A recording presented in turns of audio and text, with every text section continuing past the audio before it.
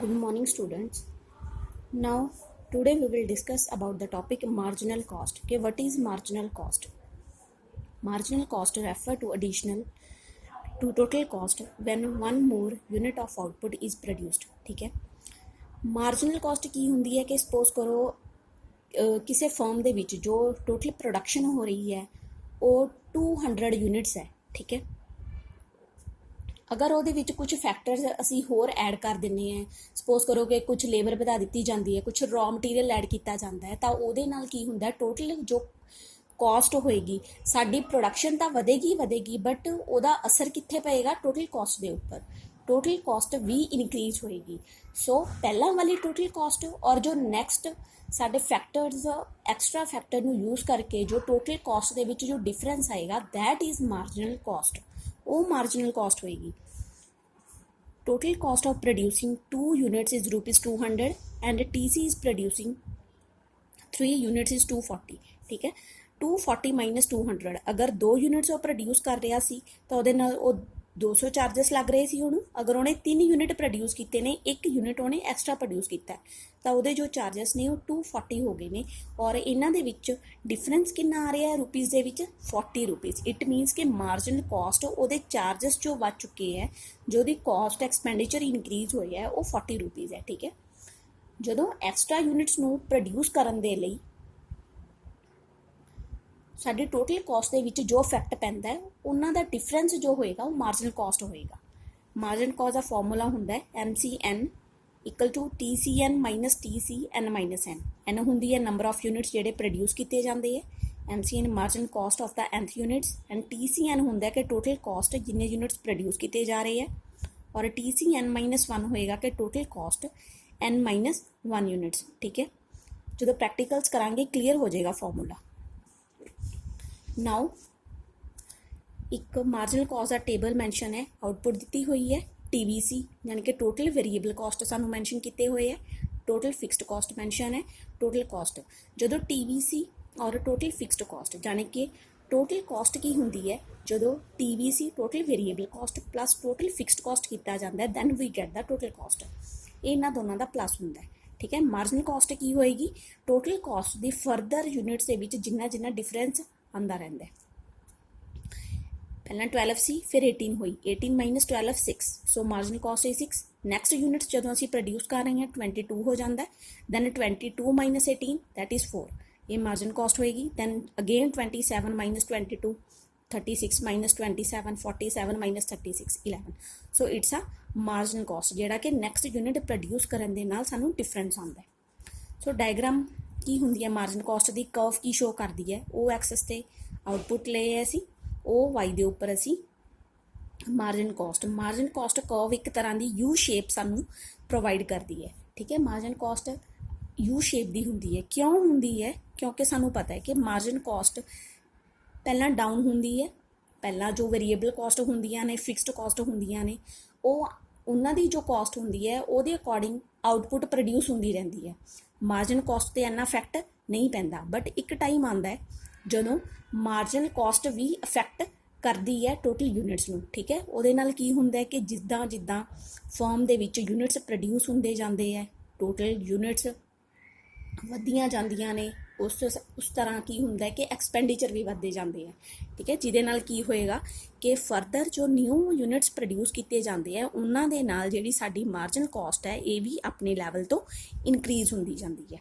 Clear ਹੈ ਨਾ ਕਿ ਮਾਰਜਨ ਕਾਸਟ ਪਹਿਲਾਂ margin curve fall to its minimum level and then rise, therefore the short term margin cost curve U shape। ਕੁਛ costs ਹੁੰਦੀਆਂ ਨੇ, ਕੁਛ ਯੂਨਿਟਸ ਪ੍ਰੋਡਿਊਸ ਹੋ ਰਹੇ ਨੇ, ਉਹਨਾਂ ਐਕਸਪੈਂਡੀਚਰਸ ਦੇ ਨਾਲ ਯੂਨਿਟਸ ਪ੍ਰੋਡਿਊਸ ਹੋਣ ਦੇ ਨਾਲ ਮਾਰਜਨ ਕਾਸਟ ਵੀ ਇਨਕਰੀਜ਼ ਹੋਣਾ ਸਟਾਰਟ ਕਰ ਦਿੰਦੀ ਹੈ। ਠੀਕ, ਟੇਬਲ ਕਰਨਾ ਹੈ, ਐਕਸਪਲੇਨੇਸ਼ਨ ਔਰ ਡਾਇਗਰਾਮ ਕਰਨੀ ਹੈ ਮਾਰਜਨ ਕਾਸਟ ਦੀ। ਸੋ ਨੈਕਸਟ ਕੁਐਸਚਨ ਹੈ ਕਿ ਰਿਲੇਸ਼ਨਸ਼ਿਪ ਕੀ ਦਿਖਾ ਰਹੇ ਹੈ ਸਾਨੂੰ ਮਾਰਜਨ ਕਾਸਟ ਦਾ। ਠੀਕ ਹੈ, ਅਕੋਰਡਿੰਗ ਟੂ ਸਿਲੇਬਸ ਅਸੀਂ ਕਰਾਂਗੇ ਕਿ relationship between average cost and marginal cost. First ਹੈ ਟੇਬਲ ਕਰ ਲੈਂਦੇ ਹੈ, ਇਟਸ ਆਊਟਪੁੱਟ ਟੋਟਲ ਕਾਸਟ। ਠੀਕ ਹੈ, ਐਵਰੇਜ ਕਾਸਟ ਕੀ ਹੁੰਦੀ ਹੈ ਟੋਟਲ ਕਾਸਟ ਓਵਰ ਕੁਆਂਟਿਟੀ। ਠੀਕ ਹੈ, 12 into over 0, 18 over 1, 22 over 2, 27 over 3, it's average cost. Marginal cost ਕੀ ਹੋਏਗੀ, ਟੋਟਲ ਕਾਸਟ ਦਾ ਜਿਹੜਾ ਡਿਫਰੈਂਸ ਆਉਂਦਾ ਰਹੇਗਾ, ਠੀਕ ਹੈ, ਇਹ ਮਾਰਜਨ ਕਾਸਟ ਹੋਏਗੀ। ਹੁਣ ਦੇਖੋ 0 to 3 ਯੂਨਿਟ ਦੇ ਨਾਲ ਕੀ ਹੁੰਦਾ ਹੈ, ਸਾਡੀ ਮਾਰਜਨ ਕਾਸਟ ਹਾਈ ਜਾ ਰਹੀ ਹੈ, ਠੀਕ ਹੈ, ਇਨਕਰੀਜ਼ ਹੁੰਦੀ ਜਾ ਰਹੀ ਹੈ, डाउन होती जा रही है, 6 है, 4 है, 5 है, और एवरेज कॉस्ट 18, 11, 9 इन्हां दे विच जो डिफरेंस आ रहा वो ज़्यादा आ रहा है, बट मार्जिन कॉस्ट दे विच उन्ने एक्सपेंडिचर की कॉस्ट का डिफरेंस नहीं आ रहा, so average cost margin cost तो ग्रेटर शो हो रही है। और जो 4th यूनिट्स आउटपुट प्रोड्यूस की जाती है दैन 9 और 9 दोनों इक्वल हो जांदियां ने, और एक पॉइंट तो बाद मार्जिन कॉस्ट हाई हो जाती है और एवरेज कॉस्ट साडी डिक्रीज होना स्टार्ट करती है, ठीक है। Both average cost and margin cost derived from the total cost, दोनों टोटल कॉस्ट तो ही बनदियां ने, ठीक है। और नैक्सट है कि both AC and MC curves U shapes due to the law of variable proportions. Law of variable proportions we have already discussed कि जदों सिर्फ 1 यूनिट्स नूं ही चेंज किया जाता है और बाकी दे जो फैक्टर्स होंदे है वो नहीं चेंज होंदे, वो फिक्सड रहिंदे है। क्लीयर है। डायग्राम सानूं दस रही है O एक्सिस आउटपुट है और ओ वाई के उपर उन्होंने कॉस्ट शो की है, कि कॉस्ट का असी रिलेशन शो करना है, एवरेज कॉस्ट का और मार्जिनल कॉस्ट का। मार्जिनल कॉस्ट सानू पता है इस तरह की यदि शेप होंदी है, और एवरेज कॉस्ट की जो शेप होंदी है इट्स अ यू शेप, दोनों यू शेप्स दियां होंदियां ने। हुण ये सानू की क्लीयर करेगा, पहला की हुंदा है एवरेज कॉस्ट भी डाउन जा रही है और मार्जिनल कॉस्ट भी डाउन जा रही है, ठीक है। मार्जिनल कॉस्ट बहुत इंक्रीमेंट दे नाल जिहड़ी है डाउन होंदी जा रही है, और क्योंकि सानू पता है कि पहला जो कॉस्ट साडे कोल हुंदी है उही लगेगी, इन्नी जल्दी फर्म अपने यूनिट्स दे विच इंक्रीमेंट नहीं करती। उहदे नाल की हुंदा है कि जिहड़ी साडी एवरेज कॉस्ट है वो कंटिन्यू डाउन ज़्यादा वधदी जा रही है, जिहदे नाल कर्व है कि कॉस्ट इन्नी इंक्रीज नहीं हो रही फर्म दे विच, ठीक है, क्योंकि फर्म ने हजे बिजनेस स्टार्ट किया होंदा है। एक पॉइंट आएगा ए जदों marginal cost and average cost दोनों आपस दे विच टच कर रही ने, ठीक है, इत्थे कॉन्सटेंट हो जांदियां ने कि फर्म दे विच एवरेज ते मार्जिन कॉस्ट दोनों इक्वल सिचुएशन ते आंदियां ने। बट एक टाइम इदां दा आंदा है जिहदे नाल की होएगा कि फर्म दे विच एक्सट्रा यूनिट्स प्रोड्यूस होंदे ने, एक्सट्रा यूनिट प्रोड्यूस्ड होणगे जिहदे नाल कॉस्ट वधेगी और वो इफैक्ट किहदे उत्ते पएगा, मार्जिनल कॉस्ट दे उत्ते, और इहदे करके की हुंदा है मार्जिन कॉस्ट जिहड़ी है बहुत इनक्रीज रेट दे उत्ते हाई लैवल दे उत्ते वधदी जांदी है। क्लीयर। नैक्सट रिलेशन है between the average variable cost and margin cost. So both average variable cost and marginal cost are derived from the total cost, total variable cost, ठीक है। और marginal cost किवें हुंदी है कि जदों total cost दे विच कोई यूनिट्स एक्सट्रा प्रोड्यूस होंदी है। Output total variable cost show की है, एवरेज वेरीएबल कॉस्ट किद्दां मिलेगी सानू जदों असीं total variable cost over quantity करते हैं। और मार्जिन कॉस्ट की हुंदी है जिहड़ा कि डिफरेंस सानू total variable cost they which show हो रहा है। ये भी सानू पता है कि ये मार्जिनल कॉस्ट है, ठीक है, मार्जिनल कॉस्ट यू शेप है, और average variable cost. Points mention किए गए हैं कि when MC is less than ABC fall with increase in the output till 2 units of output, ठीक है। जो 2 यूनिट्स होंगे है तो ABC भी फॉल हो रही है और MC भी फॉल हो रही हैं, दोनों यूनिट्स घट नहीं, क्योंकि हजे बिजनेस स्टार्ट हो रही है तो कॉस्ट इन्नी ज़्यादा इनक्रीज नहीं होंगी। When MC is equal to ABC, when MC and ABC curve intersect each other at point B, ABC is constant and its minimum point, ठीक है। इत्थे अपने ये मिनीमम पॉइंट ते आ जाते हैं और इस तो बाद दोनों कॉस्ट इंक्रीज होना स्टार्ट कर देंदियां ने, ठीक। When MC is more than ABC rise with increase in output, और इस तो बाद ABC ने इनक्रीज होना स्टार्ट कर दिता, क्योंकि आउटपुट भी इनक्रीज होनी, यूनिट्स फैक्टरी दे विच बननियां स्टार्ट हो जांदियां ने, जिहदे नाल कि कॉस्ट भी इनक्रीज होना स्टार्ट कर देंदी है।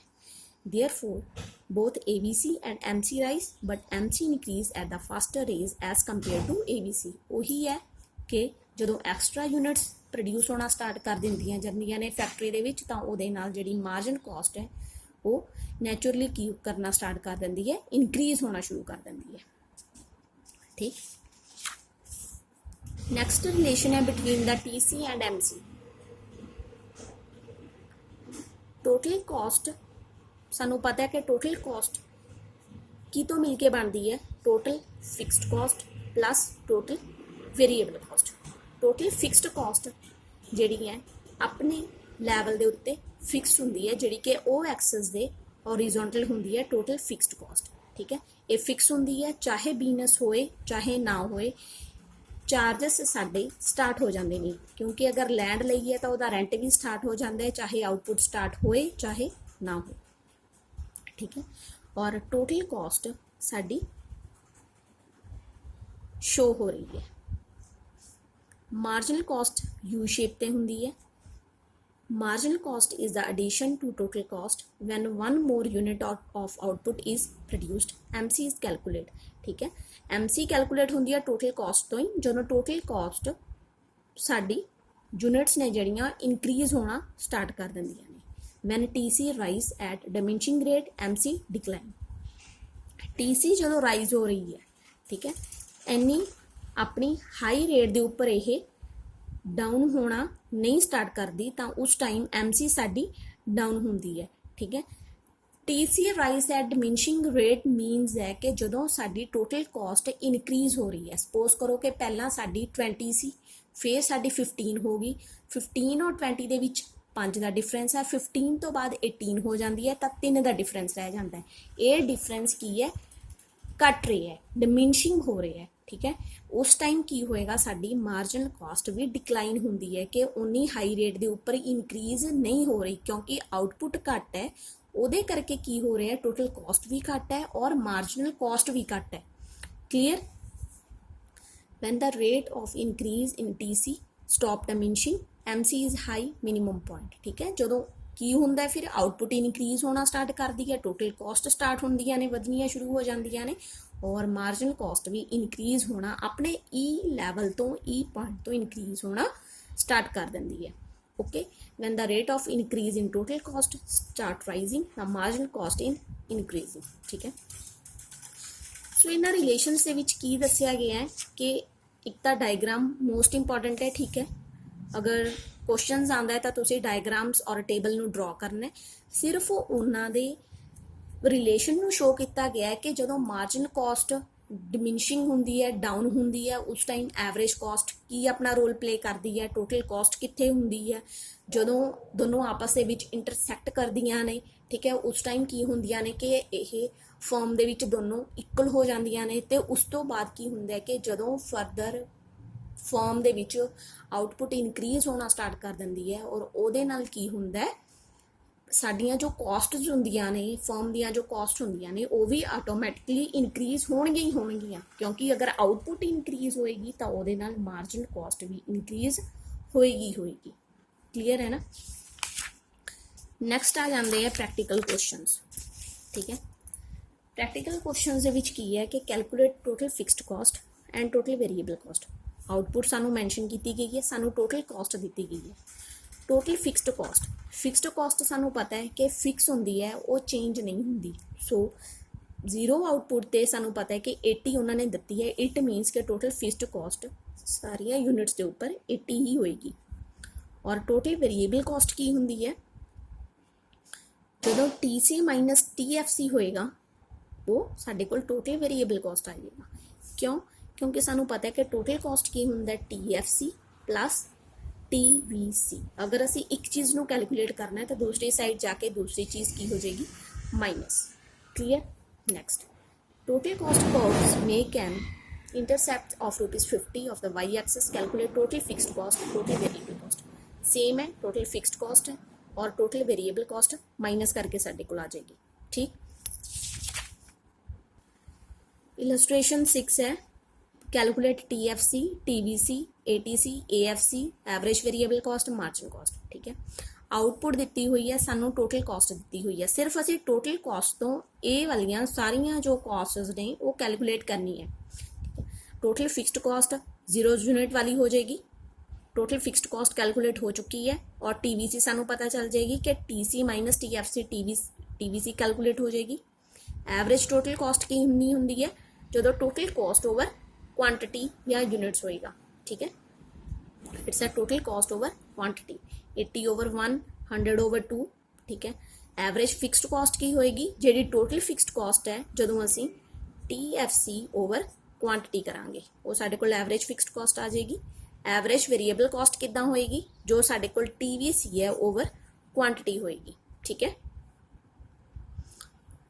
नैक्सट है MC सानू पता है मार्जिन कॉस्ट की हुंदी है, जिहड़ा टोटल कॉस्ट हुंदा है उन्हां दा जो डिफरेंस होएगा 60। ठीक है, नैक्सट है 80 आ रहा है, 80 माइनस 60 20, दैन 100 माइनस 80 20, 111 माइनस 100 11। ठीक है, नैक्सट यूनिट का जो डिफरेंस करते जाएंगे then we will get the MC। Clear.